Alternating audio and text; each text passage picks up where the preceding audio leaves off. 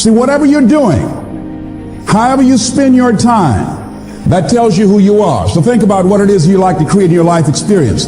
Once I look at how you commit your time, once I do an evaluation on how you spend your time, I can tell you exactly what you're committed to. People that say they have dreams or want to open a business or want to do something differently than what they're now doing, they don't like their jobs, they're unhappy, they're unfulfilled. People who say they want to improve their income level, look at how they spend their time. How they spend their time, the commitment of their time, how they use that will really tell the truth. People who said, I'd like to do better, but you don't find them in vocational or technical schools, upgrading their skills and their knowledge, how they spend their time, that will tell you what's going on. People who say they want to normalize their weight, they want to be healthy, but every time you see them, they're eating, that will tell you that they're committed to being obese for the rest of their lives. People tell you they want to stop smoking and they're lighting up at that time. Folk that say, I want to stop drinking, and every time you're in their face, they're reeking with alcohol, that will tell you what's going on. Don't have to listen to what they say, just watch what they do. Commitment shows up in your life in what you do. On the other hand, you can make the commitment to your life that you don't like the results that you have, and that you're going to do something about it. See, that power is available to all of us. People who look at life and decide, I want something different for myself. Carol Hatfield. Carol lives in Detroit, single mother, decided that she wanted to go into her own business, did not have enough money to do it. She wanted to have a health food store. She sold her car and used the money to start in a little storefront, a little hole in the wall. She rode to work on a bicycle. And then when she got enough money, she bought a motor scooter and did that for a long time. She's now a very successful person. She now has 3 health food stores. She said it was hard. It's a struggle, Les. She said, but I did it. She said, I made the commitment to do it, and I did it. Why is it that people are frightened by commitment? Because when you say the word commitment, that intimidates a lot of people. Why? Because it means you have to deliver. See, most people, you ask them, hey, look here, I'd like for you to do this. And they'll say, I'll try. I'll try means that is my escape clause. When I don't come through, it's really a polite no. I don't have the courage to tell you no, so I'll tell you I'll try. Hey, look here, I need you to come to this meeting. I'll try. I said, what do you mean? You're going to lean toward the meeting? Try and sit down. You either do or you don't. Try and take this pencil out of my hand. You either do or you don't. There's no such thing as try. So most people like to use that language. They don't want to commit themselves because commitment means, among many things, no excuse is acceptable. That's what it means, no excuse. That if you decided that you're going to do this, if it becomes hard, then do it hard. If it's difficult, so what? If it's inconvenient, so what? See, a lot of people made a commitment to come here tonight, but they looked outside and said, it's raining. The temperature dropped. It's cold outside. And they decide to give up on their commitment. And that's how people do about their dreams. They don't honor their commitment to themselves. Let me tell you what happens when you don't keep your commitment. Number one, it begins to deplete your self-esteem and it erodes your self-image. It weakens your faith in yourself. You don't feel good when you don't keep your commitments. The other thing is that you begin to develop weak relationships with people. People begin to realize they can't depend upon you. They can't rely on you because you won't keep your word. You establish that kind of reputation. Just think, what would your life be like if you decided to keep your commitments? What will all of our lives be like if we decided to keep our commitments? That we decided to do the things that we said that we were going to do. That we wouldn't even speak it unless we were going to do it. If we decided just for a week, just see what your life can be like. Let's do it for a commitment to make it a 7-day commitment that I won't say I will do anything unless I'm going to do it. And find out what your life will be like. Let me tell you what, if you follow it through, if you keep your commitment to the commitment, at the end of the 7 days, you'll feel strong and powerful. Because by honoring your commitment, each time that you do, that empowers you. whatever discipline that is required, whatever it is that you must do. So I'm suggesting, number one, commit yourself to live in the present. I saw the movie, The Dead Poets Society, Robin Williams, and they had a line in there, seize the moment. Many of us are not able to move forward and develop and manifest our greatness because we spend so much time looking back or worrying about the future. Seize the moment. See, you cannot go into the future and manifest your greatness when you have various things in your life that's blocking you. Let's look at how we can begin to keep our commitments. Remembering what Dr. Robert Anthony said about results. When you keep your commitments, you're able to produce some different kinds of results in your life. So how can we keep our commitments? And do we keep all commitments? No, we don't. You will not be at 100%. However, you will have a greater percentage rate of maintaining your commitments to yourself, whatever those things might be. If it's going into business, if it's changing a habit that you know that works against you, if it's overcoming self-destructive behavior, if it's retraining your thinking, if it's reinventing yourself, if it's trying to begin to design your relationship differently, all of us have a possibility by focusing and really harnessing our attention and concentrating on it. We really have available to us the power to honor our commitments in those particular areas. So number one, make it priority. See, no one would go get on an airplane if you thought your chances of getting there to your destination were as good as your luggage. Am I correct? See, and I say the reason that you will reach your destination more times than your luggage will is because the airline, and I'm glad that they do, has made it a priority to move the human beings from one point to the other safely. Not send you off to Boston or someplace with your luggage. So I'm not really upset when my luggage doesn't show up. I'm glad they delivered me because they've made me a priority. See, they have made delivering you to your destination important. So if you want to honor your commitment, whatever you decide that you're going to do, make sure you make it important. Make sure it is priority. Keep it before you. The other thing is, whatever that you want to do, whatever you want to begin to create and beginning to manifest your greatness and strengthening your level of commitment, and it's really exercising your will, find something that you want to do on your goal, one action step, but make sure it stretches you, that it challenges you, but it's doable, that you can do it. This year I decided that I was going to exercise. So I started out doing just 10 setups and 10 push-ups. I know I can do that and not get upset about it. I can do that without thinking. So I started out small. Now I'm up to 50. But if I try to do 50 starting out, I wouldn't still be doing it. So I started doing it in manageable segments. Do that. And that strengthens your will. So my commitment now is strengthened and fortified by the activity of actually doing it. So now I can expand and build from there. When I decided to begin to manage my money differently, and I started saving 5% of my money, then I increased it to 10%, then to 15%. So now I have disciplined myself to live off 75% of my income. I took discipline to do that, but I started watching how I was spending my money. I started keeping a log and following myself. So you want to begin to find something that is manageable, that you know that you can do. The next thing, in beginning to keep your commitments to yourself, have some friends that will hold you accountable, that won't let you off the hook, that won't tolerate anything less than the best from you.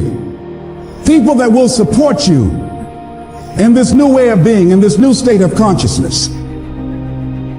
The other thing is that important is have a contingency plan. See, many times when you make a commitment to do something, there are some other variables that will happen that you can't control or you perhaps did not think about. So you want to have some other plans going on. You want to become creative. See, most people don't keep their commitments because when something goes wrong, they just stop. They don't have a contingency plan.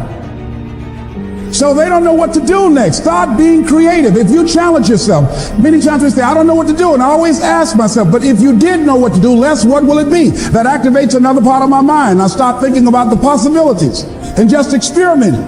But many of us just stop dead in our tracks. I don't know what to do. You do know what to do. You've got genius in you. Challenge yourself, push yourself, make yourself come up with something. Use your imagination. And what you will find is that you know more than you realize that you know. That you're more creative and more resourceful than you realize that you are. And as you do that, the more you do it, the easier it will become. At first, it's going to be a struggle. And after you get into a certain level of consciousness, you will ask yourself, how is it that I didn't see this before? At the level that I'm managing my business now, they say consciousness is what we are. I literally look at myself and say, how is it that I didn't do this before? Why is it that I couldn't see this before? And the reason that I didn't see it before, because I didn't challenge myself. I didn't put myself out here. See, the reason that most of us go through life never discovering our true greatness, literally walking, breathing corpses, the uncommitted life isn't worth living. Why? Because it doesn't produce anything. See, you only make things happen. Your life only counts. You only make a difference when you are committed. When you make a commitment with your life. That's the people that make a commitment with their lives. The people that make a commitment to their customers. The people that make a commitment to their families, to their relationships, are the people that make the greatest impact in life. What is commitment? Commitment is the salesman who says, look here, I'm going to make $1,000 today and I'm not going home. You can turn the lights out. The janitors could be here running the vacuum cleaner. I'm not leaving here till I do it. I used to be a door-to-door salesman. I had X number of TVs. I had a minimum amount that I knew I had to sell every day in order to provide for my mother, who was ill at the time, who had lost her job at the M&M cafeteria because of arthritis. And I said, I'm going to go door to door, and sometimes I would not come home until 1 o'clock at night, knocking on people's door, people closing.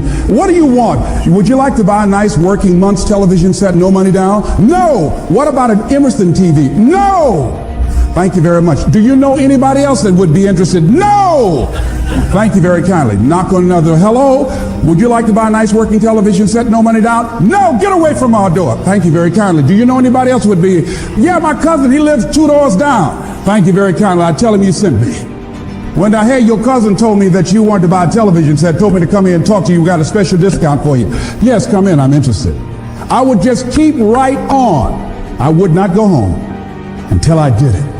It's an interesting thing, ladies and gentlemen, that when we put ourselves in a situation where we say we're going to do it, it puts you in another zone where the universe responds to you. When you have that kind of consciousness, see, the universe responds to the man or woman that refuses to be denied, because that is your commitment. That business that you want, that book you want to write, that dream that you have of controlling your destiny, that is yours. That power to create that and to manifest that, that is yours. That's available to you. But you've got to be willing to stand there and face disappointment, not have support, be lonely, doubt yourself sometimes, be rejected again and again and again, become bankrupt if necessary, again and again and again, and refuse to turn around until life gives it up. Nothing can resist a person that has that kind of commitment. The people that have made a difference on the planet.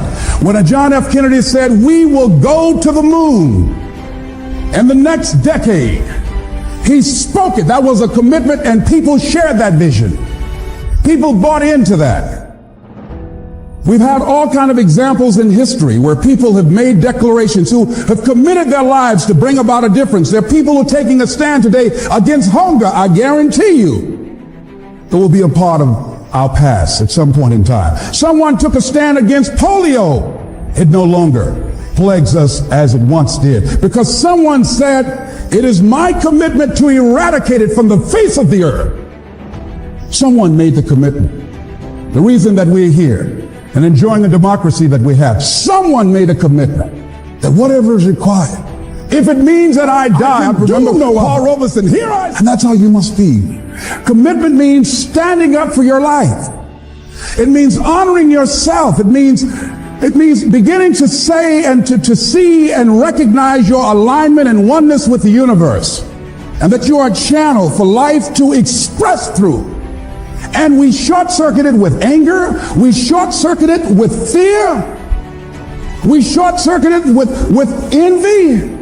We short-circuit it by being lazy or apathetic or giving up easily. Why?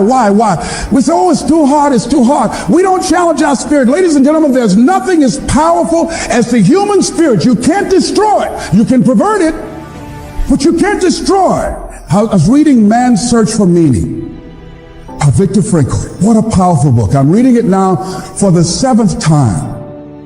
And he gives so many graphic examples of the power of the human spirit. And so what are some of the things that can fortify us and give us the kind of inner strength that will allow us to forward ourselves into the future by manifesting our commitments? Number one, commitment means in some cases going back to school, getting some training, sitting up in classes with people younger than you, putting yourself in a position where you don't know and that is awkward and uncomfortable, but because of your commitment to develop yourself or to go back to school to get a high school diploma or to get a college degree, that it doesn't matter, feeling dumb and saying, what am I doing here, sitting up in some boring class? Commitment could mean a lot of things. It could mean that you begin to go back. You got to back up sometimes. It means to back up and not give up, to regroup, back up and regroup and come back again. Because life has waylaid you, because you got knocked down. I know when I was working on my dream, there were times I lost my house at one point. I lost my car. I was broke. My credit was bad. I was sleeping at different friends' houses on their couch or on the floor.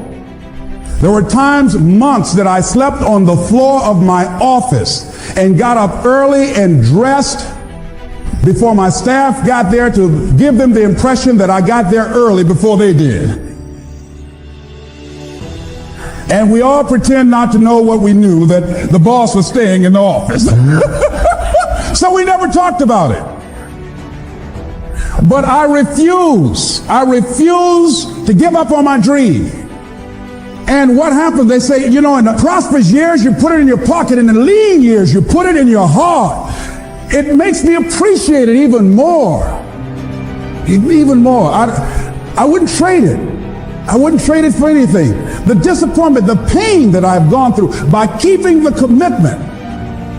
Keeping the commitments that you have might mean taking a stand that's unpopular. Something was said one time. When you take a position, it says cowardice asks the question, is it safe? Politics asks the question, is it popular? But conscience or commitment asks the question, is it right? And see, most people rather operate from the first two. Is it safe for me to take this position? I remember when I was a state legislator, I saw guys and women who believed in legislation very strongly, but because the Speaker of the House said, we won't go with that, they backed down.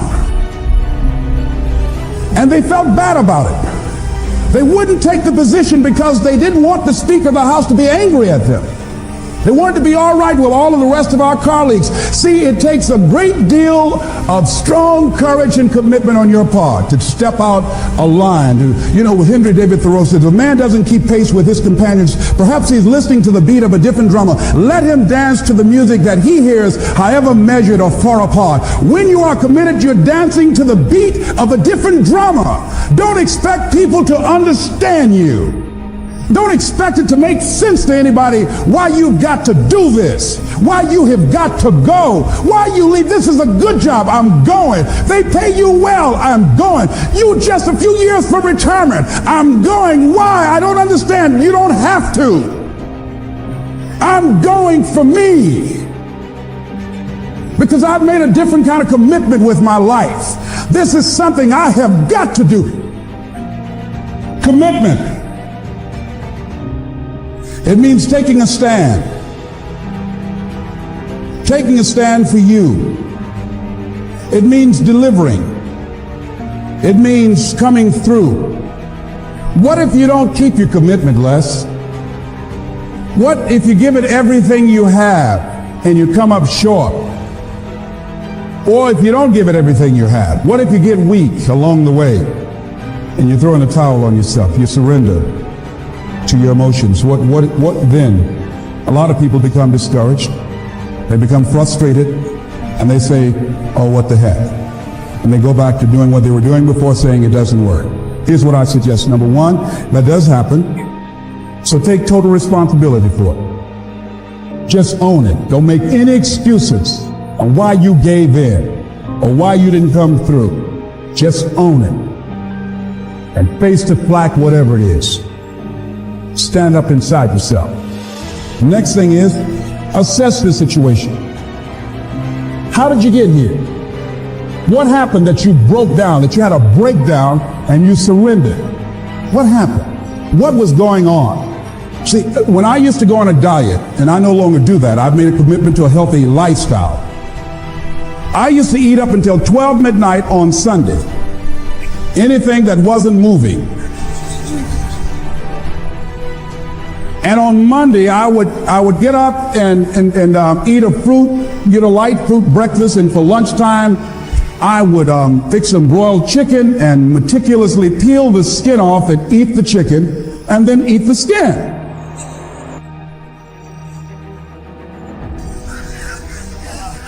Do 5 setups, look in the mirror, and become discouraged because my stomach doesn't look like a washboard or one of the Evan Haley dances. And I say, what the use? And then I go to the refrigerator and eat food cold, standing right there in the refrigerator. So when I evaluated where I broke down, I realized I can't have junk food in the house. So I had to remove that. And then I realized there's certain streets I couldn't drive down. So I changed my route. I stopped taking people to lunch or to dinner because I couldn't sit there and watch them eat. When I had to go someplace and speak and they were eating, I said, call me downstairs when it's time for me to speak, because if I sit at the table looking at them, the food's going to call my name. And I know this. So I had to begin to make sure that I wasn't putting myself in a position where I would give up on my commitment. Am I making sense to you? So I began to strategize around avoiding situations where I knew that I was going to become weak. Another thing I do when I don't keep my commitment, I either deny myself something or I do a trade-off. If a glazed donut takes advantage of me,